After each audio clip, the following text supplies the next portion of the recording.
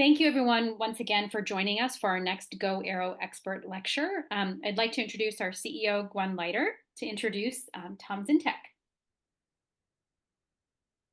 Hello, everyone, and thank you so much for joining us. And a special thank you to Tom. As you all know, GoAERO provides expert lectures to our teams. And we've got a very special one for you today with Tom. GoAERO is supported by a number of different partners with whom we could not put on all of our programming without. So thank you goes out to all of them. Boeing, NASA, RTX, our newest partner, Honeywell as well, which we announced in Oshkosh. And we are also supported by a variety of organizational partners around the world. For those who will be in Europe at ICAS's conference next month, we will be there and look forward to attending and meeting any of you. So we are very pleased today to be able to bring Tom Zientek to you. Tom is the manager of Aerodynamics Technology within the Aerodynamics Technology organization of Boeing's Vertical Lift. He is responsible for engineering disciplines of aerodynamics, acoustics, and propulsion and aerothermal technologies. Tom has over 34 years of experience in vehicle performance and sizing, competitive assessment, aeromechanics, and rotorcraft acoustics, all of which will be very important to our teams. He holds 7 patents of advanced rotors and hubs, and his team was awarded the 2016 AHS Howard Hughes Award, and of course that is Vertical Flight Society now. Tom is one of the primary instructors within Boeing Vertical Lift, and we are so very pleased to be able to have him speak to all of you today. So without further ado, let's turn it over to Tom. Thank you, Tom. Thank you.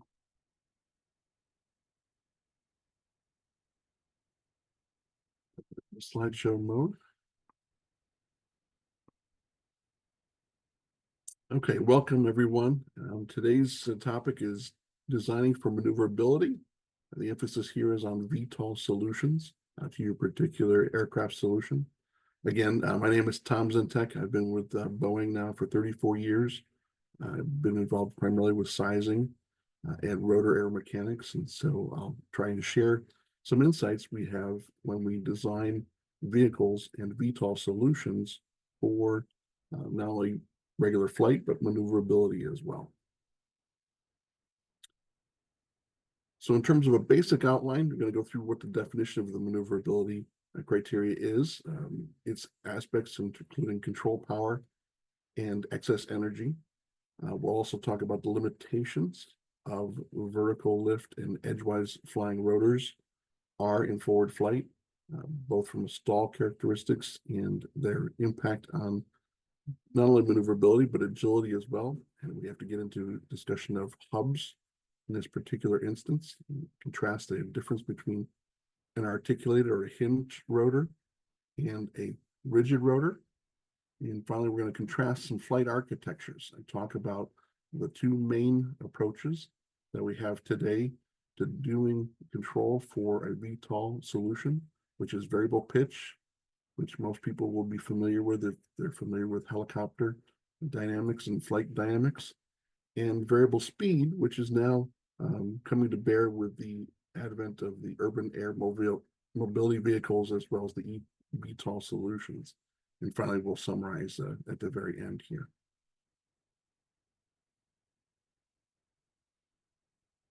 So from a maneuverability standpoint, the definition is really the ability of the vehicle to change states at its desired rate.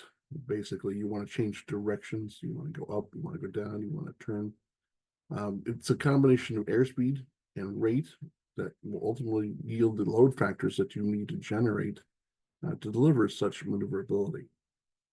The term control power is really, as defined by Etkin, is the efficacy of a control and producing a range of that steady or maneuvering states. So basically, how quickly can you affect that particular maneuver, achieve that load factor to change your particular orientation of the vehicle? So the measure of the effectiveness of the control to change the state is typically accompanied by, again, greater load factors on the vehicle itself, the so-called pulling G's.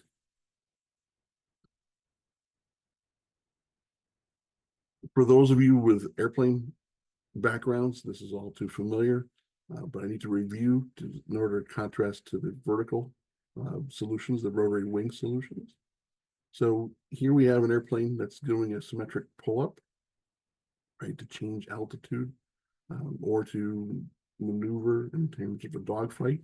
But basically, the airplane has a function of a bunch of controls, has elevators to control pitch, ailerons to control roll, and rudder to control yaw.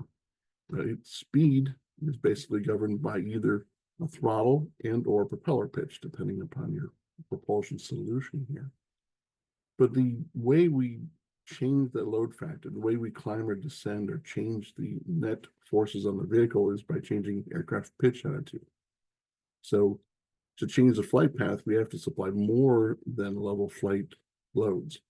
For an airplane, we change the pitch attitude, which generates more lift on the wing, which therefore generates more than level flight 1G loads.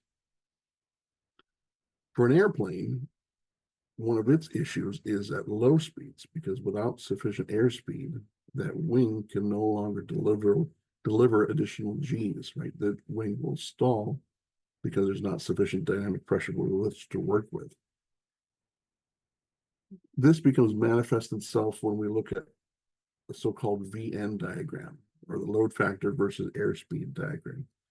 The description in the upper right, and I'm going to try a pointer option, and hopefully you guys will see this in the recording, but basically we have load factor on the vertical axis and airspeed on the horizontal axis. And this flight envelope is the locus of load factor and airspeed, which the airplane can achieve as designed for. It's structurally designed to handle that. For an airplane, you'll notice that it doesn't look rectangular in nature because it's basically stalling along this red line. Right? It doesn't have enough dynamic pressure and it cannot achieve enough angle of attack to generate the requisite lift to give you maneuverability. This can also be improved if you use flaps, and that's what this dashed line here is. But basically, this red line represents the wing stall limit for airplanes, which rotary wings really don't have.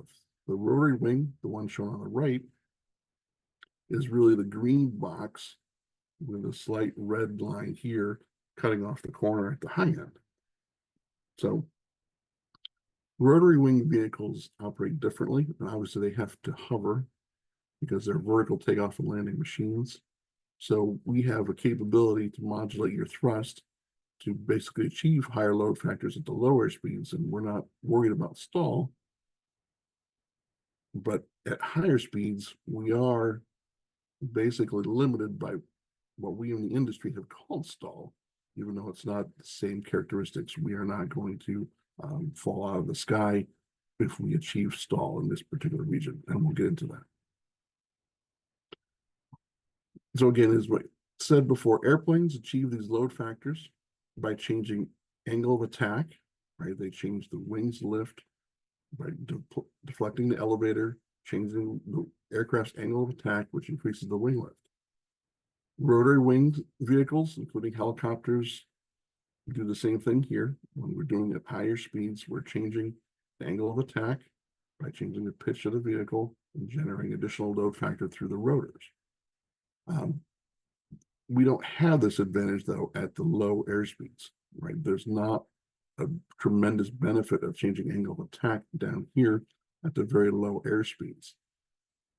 So rotary wing vehicles also have different mechanisms to achieve these load factors by changing the rotor thrust directly.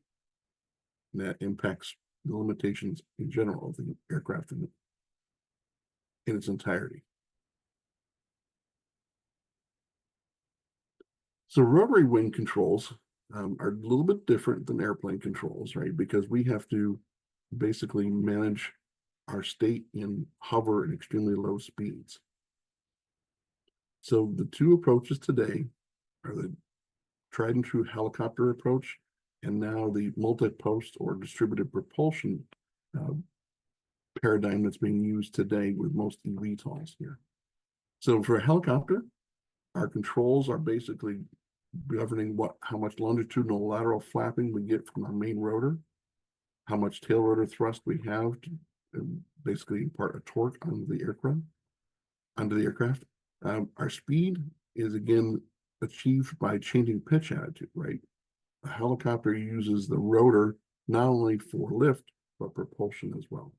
So we change pitch attitude to basically slow down and speed up.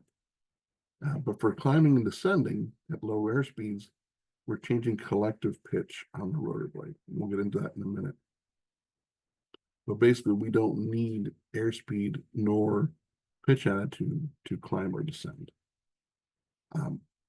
Slightly different way, the multi-post or distributed propulsion methods are using differential thrust for pitch, forward versus aft, differential thrust for roll, which is port versus starboard, and differential torque to affect yaw.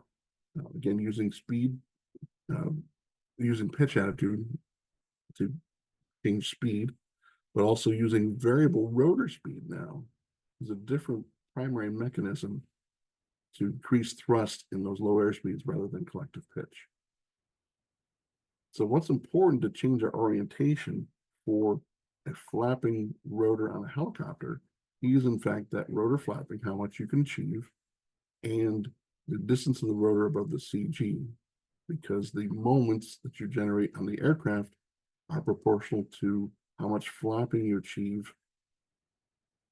It changes the direction or the line of action of the thrust vector, which gives you a small moment arm about the CG. We don't have the same approach here for the multi-post or distributed propulsion paradigm because they are primarily rigid rotors. That's been the basically the strategy to date is to use rigid rotors. So you're changing variable rotor speed. So now you have to have a moment arm of that lifting post about the CG to impart the moments to basically move the vehicle. Each of these has implications, however, for the way that aircraft will maneuver. Right?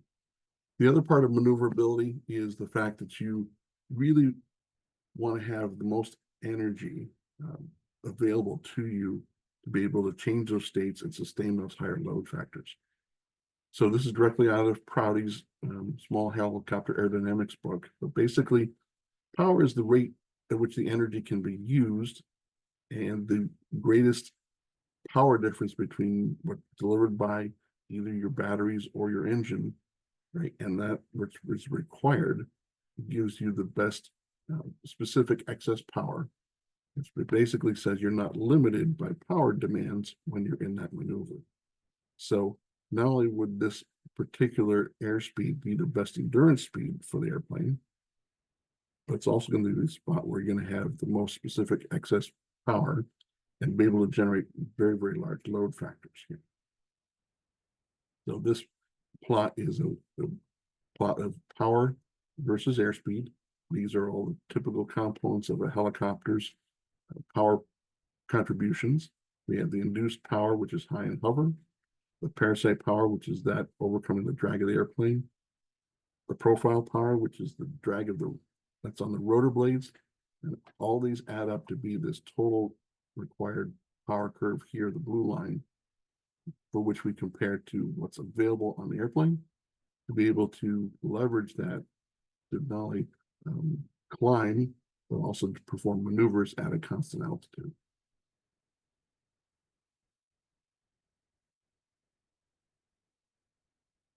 So I mentioned before the rotary wing Venn diagram that this corner of the envelope is called stall for rotary wings. We'll get into why this happens, but it's really a misnomer, unfortunately.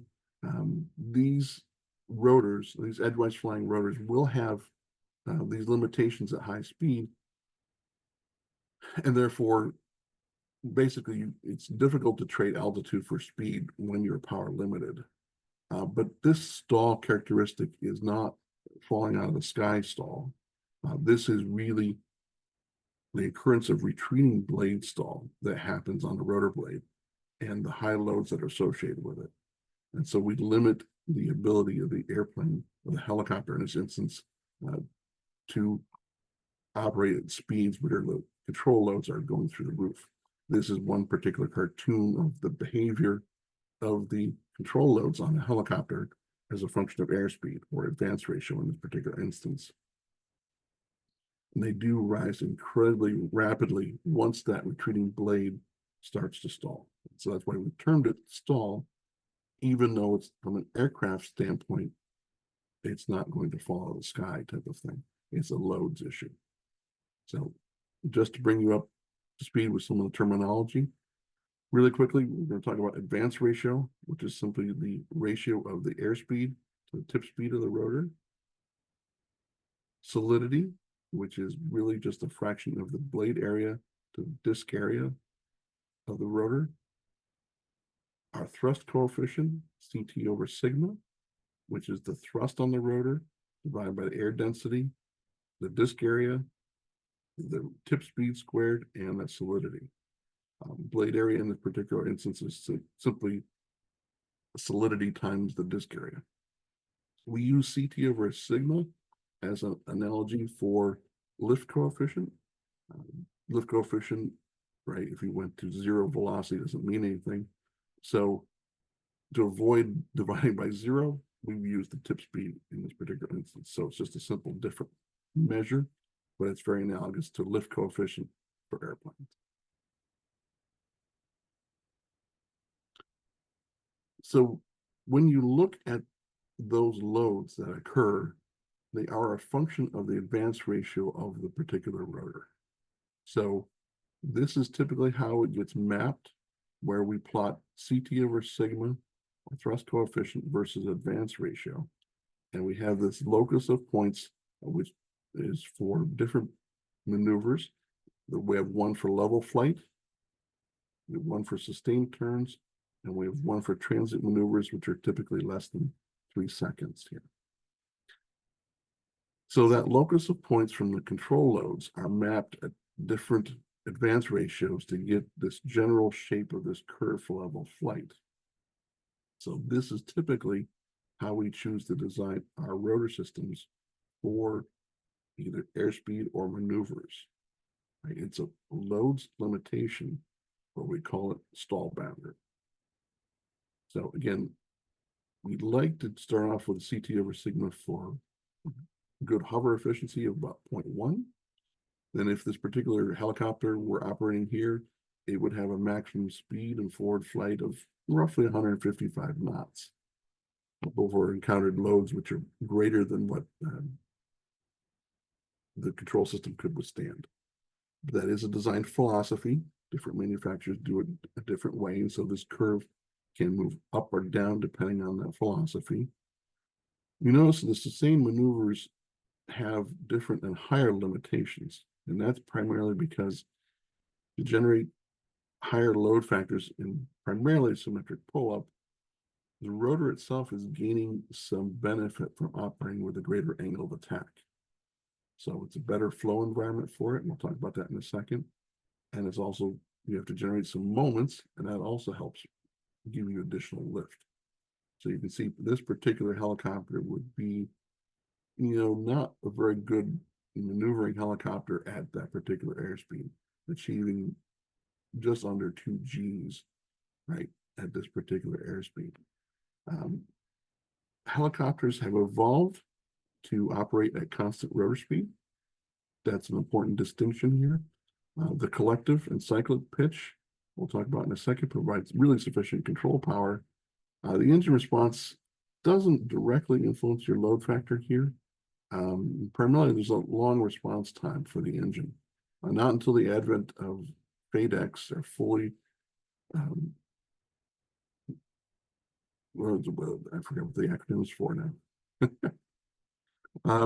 But it's the digital engine controls, right? To improve upon these response times, did this become an option? Basically, the pilot had to twist the throttle here on the collective to keep this RPM constant. So, and ultimately, your choice of solidity or blade area ultimately determines what your maximum speed of the vehicle is. But basically, both the lack of power and these control loads conspire to limit your maximum load factor at high speeds. This is really basically so again, the rotor stalls because of the difference in dynamic pressure between the advancing side and the retreating blade. So this is the painful lesson that Juan de la Sierra had learned when he was developing his autogyro. Right? He basically had a model which behaved well because there was sufficient flexibility in the rotors. But when he tried to make his full scale, this difference in dynamic pressure between the advancing side and the retreating side basically ended up with a very large rolling moment on the airplane. This rolling moment is proportional airspeed, and it quickly flipped his vehicle over. So he introduced hinges. So hinges transformed the lift on the advancing and retreating sides from this black line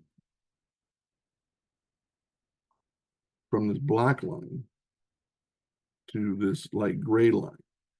Basically, the flapping itself equalizes the moments around the azimuth. So now we didn't have transient moments trying to overturn the vehicle. And so this was Sierra's solution here. But to achieve this greater lift on the retreating blade, we have to make up the difference with dynamic pressure with additional angle of attack. And an angle of attack ultimately gets closer and closer to the limits of the airfoil. And that retreating blade stalls. And that's where the high loads come from. As Sierra also learned, okay, now we've got a flapping rotor, its thrust is proportional or perpendicular to this tip path plane, where the rotor is flapping to.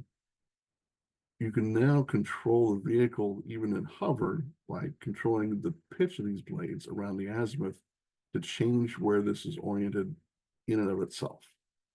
So with the advent of the hinges and now cyclic pitch, we have the birth of the helicopter, where we can now hover and control it every direction with the use of a swash plate.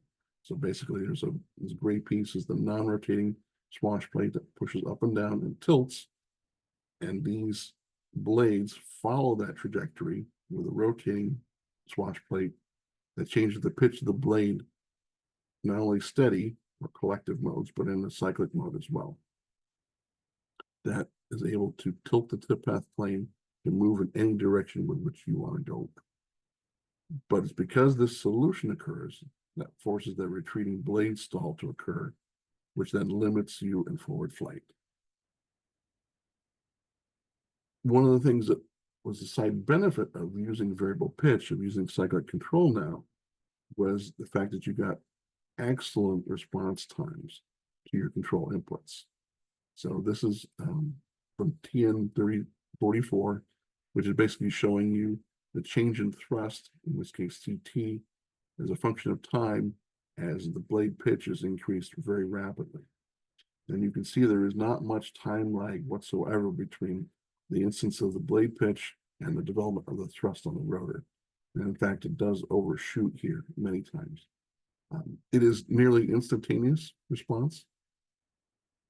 And ultimately, this would incur, as you generate more thrust, the torque on the rotor would increase, slowing your rotor down, so the pilot has to increase rotor speed. So part of this is to, he's going to basically increase the throttle as he pulls the collective as well. So, but the point here is to say that we've got almost incredible levels of control power and agility because we have now used variable pitch. When you use variable speed, you don't have quite this fast behavior here. So we talked about what a helicopter is, and we talked about what limits it. The other part of a maneuver is getting into the maneuver in general. You have to provide a moment initially to change its orientation before you can start generating load factor. So that's where the term agility comes into play. And agility is exactly that. It's basically changing your state really quickly through the application of a moment. And your choice of hub now really dictates how fast you can get into and out of maneuvers. So we have three different rotor systems: a teetering rotor that's hinged right at the center line, an offset flapping hinge where the flap hinge has been moved out a little bit. So you get a little bit of moment, not a tremendous amount, but you get a little bit more moment. And a hingeless rotor, which is now you're getting not only a lift vector tilt, but you're getting a rather large moment because those bending moments are being transmitted right to the hub. So the teetering rotor, the only way to change its vehicle state is by this line of action relative to its CG. And therefore, it's rather slow in its response time to be able to generate the correct states to get into the maneuver. It is one of those things where over time we have migrated towards hingeless rotors because we wanted to have more and more maneuverable systems here.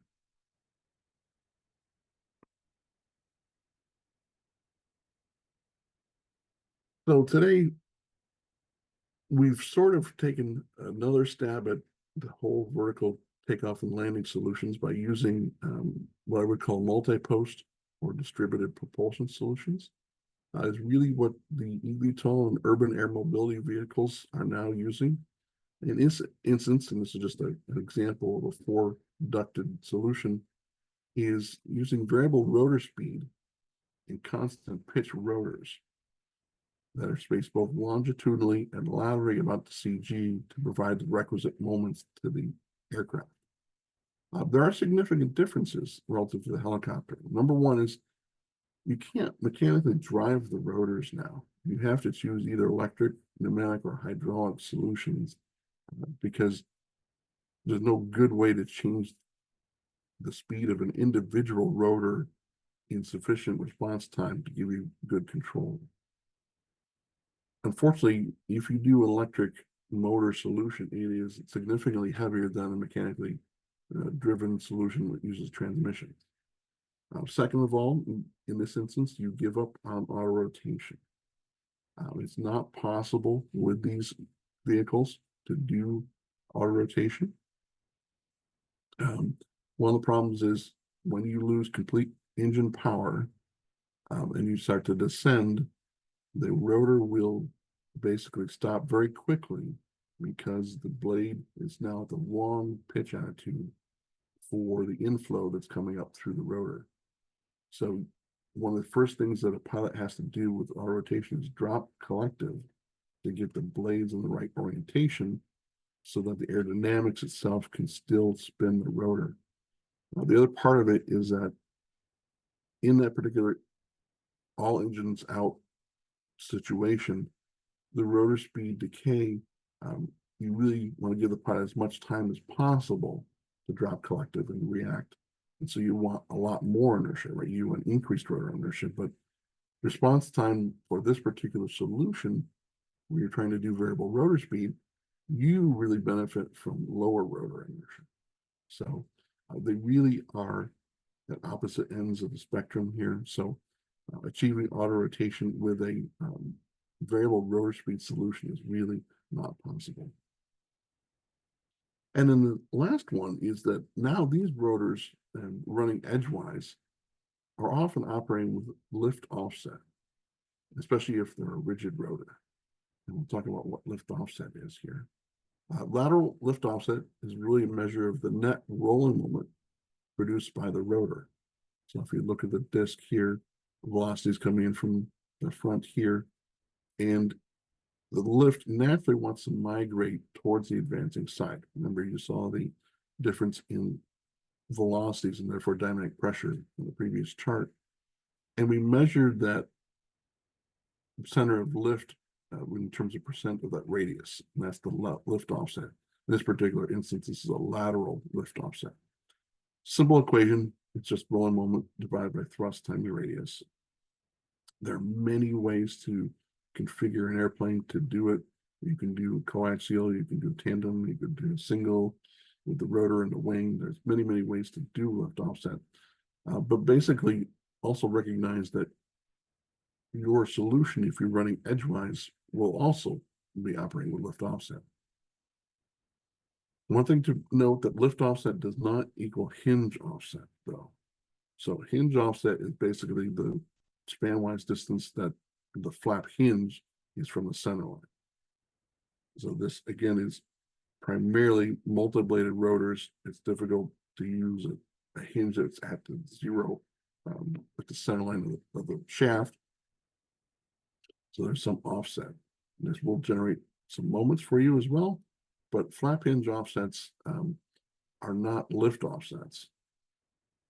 Unfortunately, you need a high effective hinge offset to carry lift offset. But I just want to also note that oftentimes hingeless rotors are characterized by their effective hinge offset. So why is this a problem? So operating with lift offset changes the bending moments on the blade significantly, right? So we're seeing two curves here. Basically, you're looking at vibratory bending moments on the vertical axis versus radial station on the horizontal axis.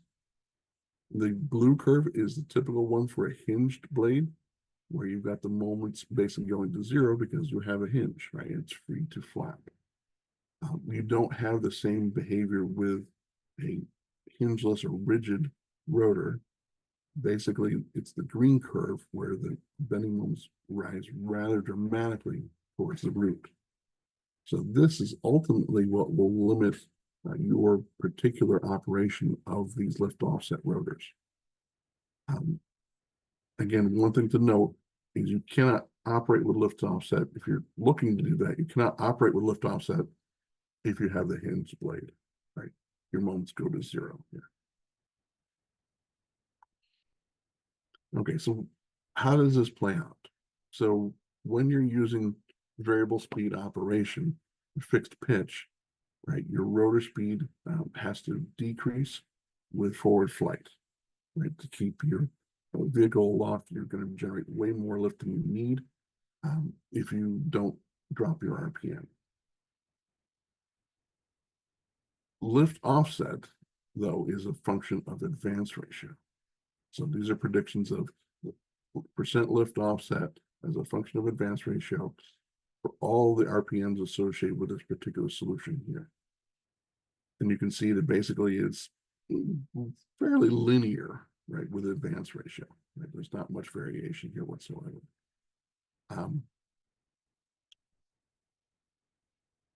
Operating with variable rotor speed means that you're also going to increase advance ratio more quickly than you would be if you're at constant rotor speed. So the blue line represents the change in the advance ratio, the variable rotor speed solution versus a constant rotor speed solution. And here's where the limitations come into play. At the manned rotorcraft level, the 20% lift offset number is a pretty good rule of thumb for the practical limits of being able to handle those moments and get adequate fatigue life out of those rotors. So you can see in this particular instance, 20% lift offset, again, is going to correspond to 0.2 advance ratio. 0.2 advance ratio is then going to say, well, for your particular vehicle doing variable rotor speed, you're going to be limited, structurally limited to something around 67, 68 knots. Whereas if you were running straight up, you'd be limited to 82, 83 knots.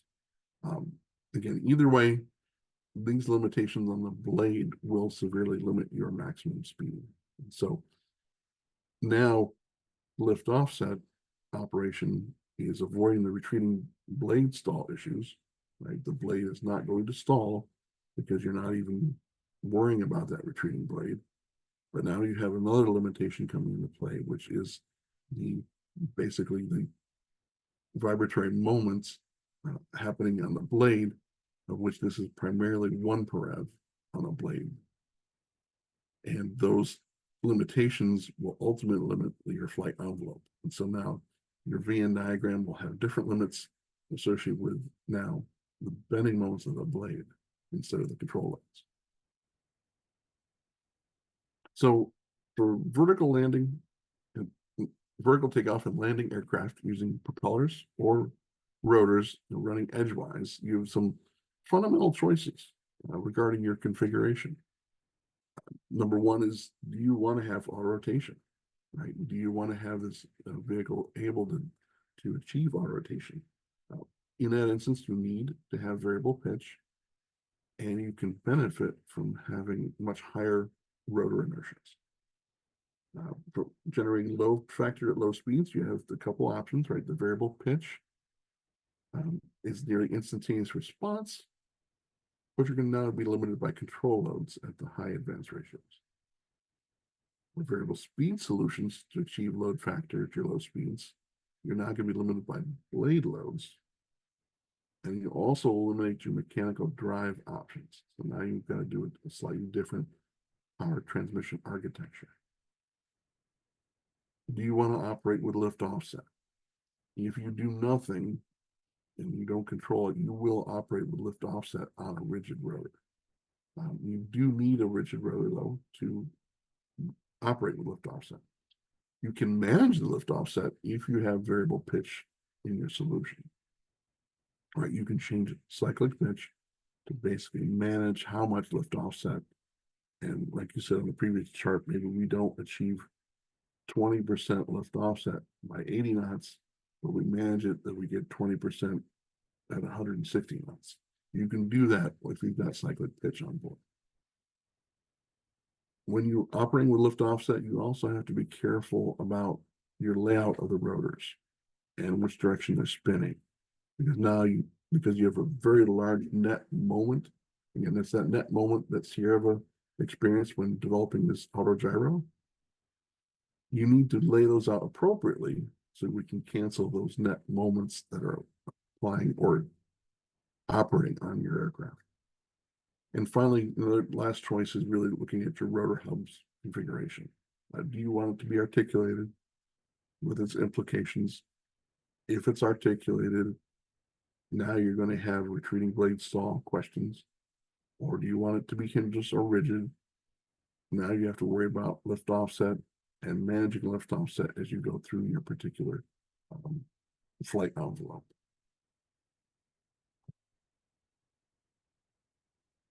So in summary, when you're designing your VTOL solution using rotors or propellers, the things to think about for maneuverability are that edgewise flying rotors will always have a limited maximum load factor at high speed. Right? You will be either control loads or it will be blade loads that will ultimately constrain your envelope. You have to figure out which one you want to do and which one will be suitable for your particular solution. Edgewise rotors have additional mechanisms on blade pitch or rotor speed that can be used for load speed control that enable you to generate load factors that airplanes really cannot achieve.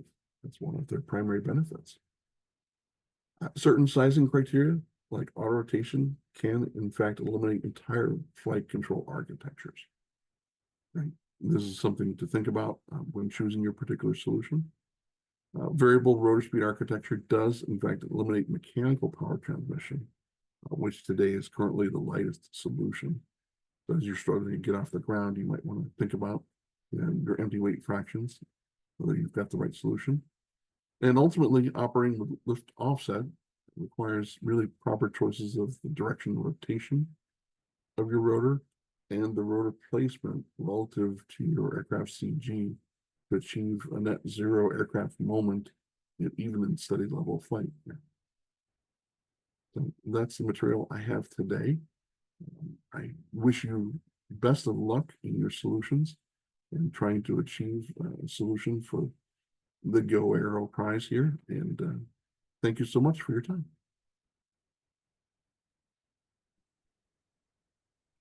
Thank you, Tom, so much. As a reminder, please use the Q&A function in the Zoom webinar to post your questions. We'll start with a few that we have. Let's see. I hear a lot about maneuverability, but not a lot about agility. Can you please explain the difference? Yeah, so maneuverability is the ability to change your entire direction at a given time, let's say. Let's say you're doing a banked turn.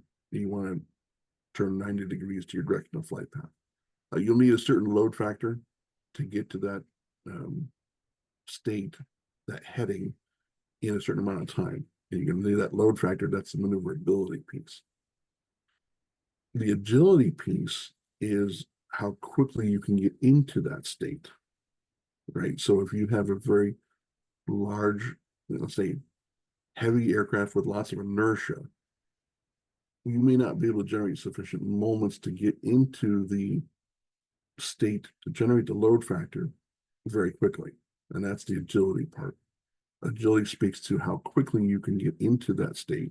Maneuverability is that state itself. They're both related and both required to obviously achieve your goals, but they are in fact somewhat separate. What ground test methods are available to validate the V-N load boundaries?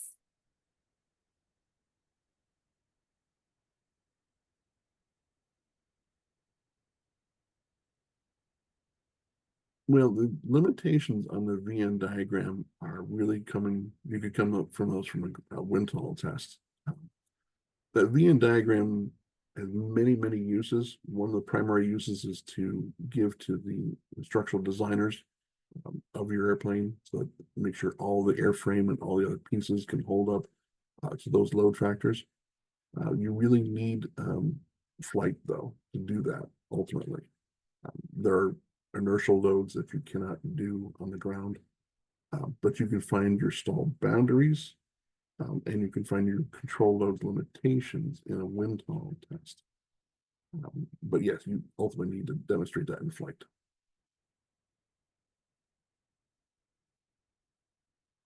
For lift and cruise configuration, is there open source design to maintain the angle of the rotor pointing forward in order to reduce drag in cruise?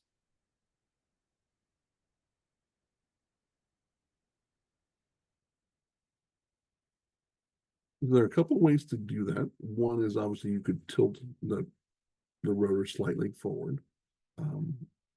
You could also use cyclic pitch. One of the things I did not talk about is you can also take advantage of delta 3 to minimize flapping. And it's basically either a skewing of the hinge or a placement of the control geometry relative to the flapping hinge, which can couple blade pitch and blade flapping so that sufficient delta 3 will minimize flapping. We use it for tail rotors a lot, but we won't overcome the flap. You won't tilt it into the wind automatically. You would have to have some electronic system to basically put in cyclic to tilt it forward, or physically have an actuator and tilt your entire rotor system forward to make it less draggy and provide thrust. Can you share your thoughts on your opinions of cross-flow fans for eVTOL? Probably need a little bit more information on cross-flow fans. Mm-hmm. If the person who asked this question, if you could clarify, please, we can address it further. Another question might be, does the air care if I use more blades or more fjord? What are the trade metrics? Blades are core? No, not really. It's really the total solidity that's the question. From a noise perspective, more blades is better. most of the noise comes from blade thickness, physical thickness. So the more blades you get for a given blade area, you're going to have smaller chord and therefore smaller thickness blades. But no, from a performance standpoint, there's very little effect there until you get to very, very small number of blades, right? That might be a small performance hit, but not a significant one. This is a bit of a lengthy question. I'm curious as to why the rotor flap mechanism created by the Common isn't used more widely, and also the positioning of the rotor mass 2 degrees forward and a 4 degrees to port, which allows the helicopter to land on all wheels or skids at once. Aren't both of these beneficial whether the design is VTOL or helicopter? So the choice of both incidence, shaft incidence of the rotor and cant incidence of the rotor have been traded throughout the helicopters industry's experience. And you can see that also in urban air mobility solutions as well. They do work. One of the issues is that they're sort of point designs, right? They won't work universally under all the conditions, right? They help. You can manage the loads one way or the other by appropriately putting in forward shaft incidence. Many helicopters do that. They have, on the order of 5 degrees of forward shaft incidence because they know they're going to be propelling. In that particular instance, you're trying to keep the fuselage more level. One of the things with helicopters, nose down, that fuselage creates negative lift. So that's more work you have to do to stay up in the air. So that's one of the things why they'd like to keep it more level if possible. So yes, those changes in both shaft incidence and cant are always in play. They're all design variables, but they're not, I would say, robust solutions for every part of that flight envelope. But yes, definitely an option. How does enclosing the fixed rotor inside ducting or housing influence the blade tip characteristics? So just like any end plating on a wing, which tries to move or displace or completely eliminate the tip vortex, a similar thing happens when you duct a rotor system, right? You're not going to have, the air doesn't have an ability to have any angular momentum at the tip, and so you will not have the traditional tip vortex in a ducted fan than you will as an open rotor, right? So there's a performance benefit there that comes at the expense of the performance drawbacks of the duct itself, right? A duct is a healthy source of drag, period.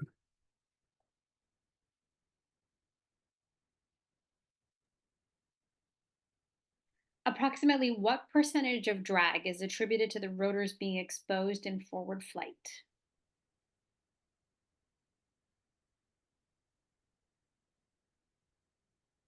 It's a hard question. Most of the drag of the rotor comes from its hub and control system. There are enormous amount of possibilities there. Many articulated rotors do struggle to get low drag values simply because it's next to impossible to fare over these components which are continually moving, they're continually flapping and pitching. Things like the exposed pitch links and the exposed shaft also tend to add to the drag of the so-called rotor. Not to say that people haven't found solutions for those. One of the primary rationales for exploring hingeless rotors was in fact was to eliminate those moving pieces so that we could fare the hub. And there are some manufacturers that have come up with incredibly low levels of drag for the hub. It's typically one of those things where if you think you need to fly fast enough where drag is a big deal. One of the benefits of rotorcraft and helicopters is that they're not that sensitive to drag because they don't fly fast. right? Because they're limited in their forward speed, the stall and the control limitations, they don't fly that fast, so drag's not as important as it would be in an airplane. So, but yes, I don't have a percentage number for you, but there have been many, many efforts. You can look in the literature to see hub fairings and things like that. They basically is a very coupled problem though. The flow around the hub is nearly as important as the actual drag of the shape of the hub itself. If you get the wrong flow coming into the hub area, you're never going to be able to get a low drag hub anyway.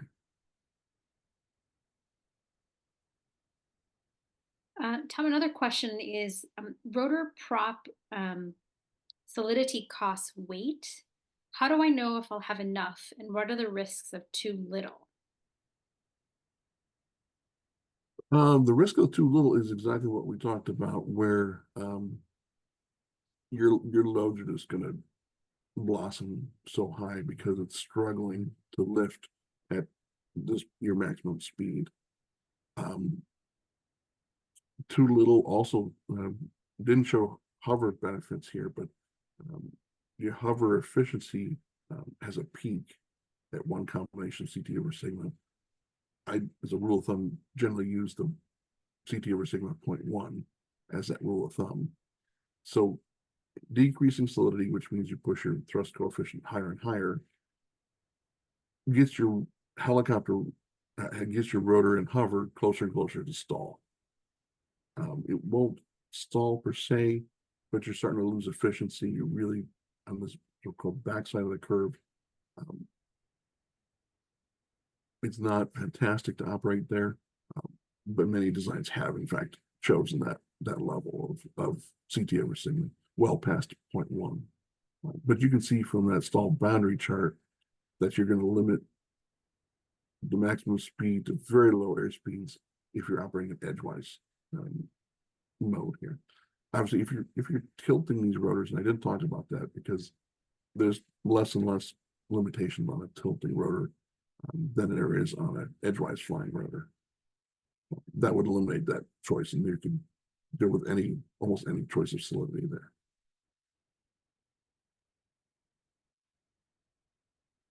What are the control inputs to maintain level flight when the aircraft shifts from vertical flight to straight flight? So the basic, let's say, take a helicopter, for instance. The pilot's going to use collective to increase thrust.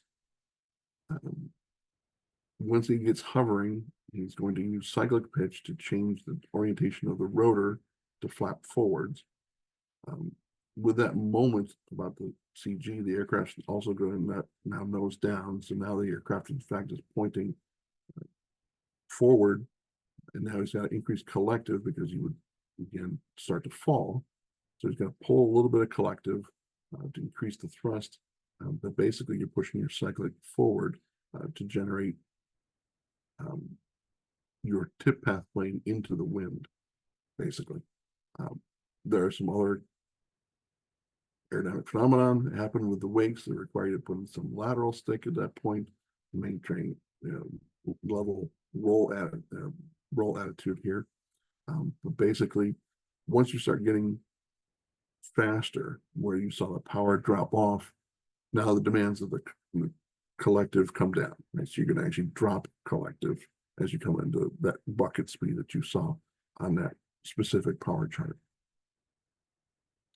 So now your basically collective is coming down, now your power is coming down. If you've got a tail rotor, your thrust on the pedals is going to come off. You're basically coming to a so-called sweet spot in that middle of the power bucket there.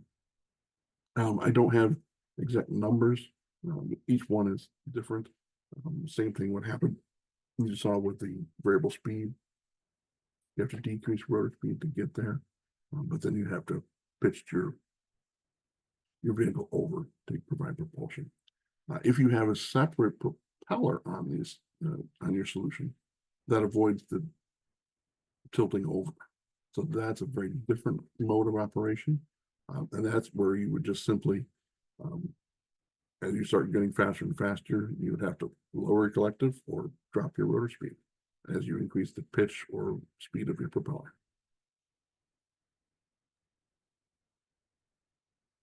What configuration is considered the safest to operate according to the FAA or any other governing bodies? I don't know that there is an answer to that particular one. If you are characterized as a helicopter, they do insist upon auto rotation from the FAA certification, right? So that is required to show AEO, all engines, or AEI, all engines inoperative, and showing the ability to auto rotate to the ground. There are many instances. In fact, one of the longtime Bell researchers, Tom Wood, explored increasing the inertia of the rotor system to eliminate the so-called dead man's curve. Right? There's certain, typically for a helicopter, certain combinations of altitude and speed that it's next to impossible to get into our rotation. But Tom showed that it's actually very possible to eliminate that dead man's curve entirely if you add more and more rotor inertia. One of the problems with the rotor inertia increasing so high was the fact that now you've lost the agility, right? Remember, agility is how quickly you can change this, get into that maneuver. And now you've got all this rotor inertia. The big gyroscope wants to stay in space. So now you need to increase your authority, cyclic pitch, or whatever else. And he didn't do that in that particular study.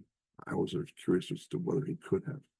But yes, I don't know if there is an answer to the safest configuration, but I do know if it is classified as a helicopter, you would have to prove and demonstrate auto-rotative capabilities.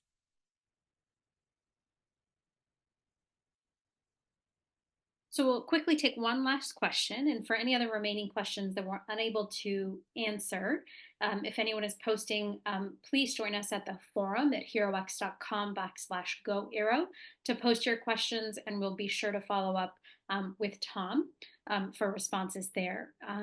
Tom, one last question that we have time for is, what margins of safety are good rules of thumb at the edge of the VN structural boundaries? Safety. That's a loaded question. So there are many margins depending on what parts of the airplanes that you're looking for.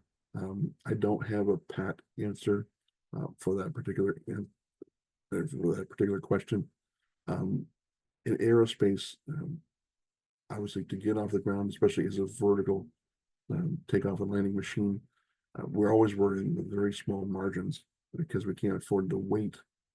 We can't use the civil engineering margins of 10s and 20s and 100s. We can't do that. We never get off the ground. So we're always in the very small 1 point something margins on factors that we've already increased and put some conservatism already in there. The VN diagram is one of those things, right?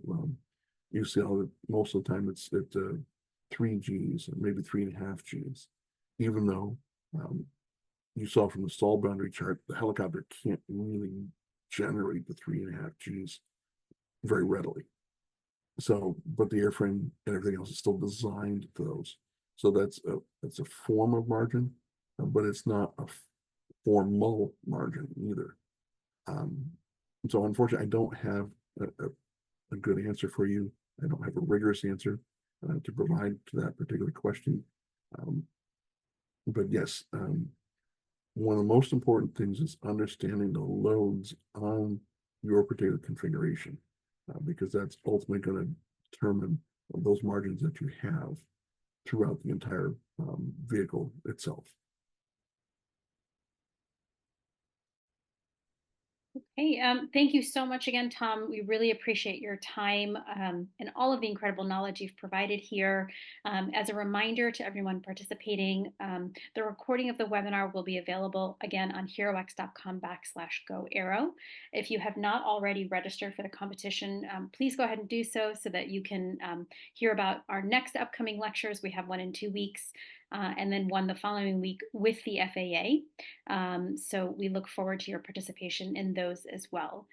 Thank you again so much, and thanks for participating. No problem. Thank you. Take care. Bye-bye.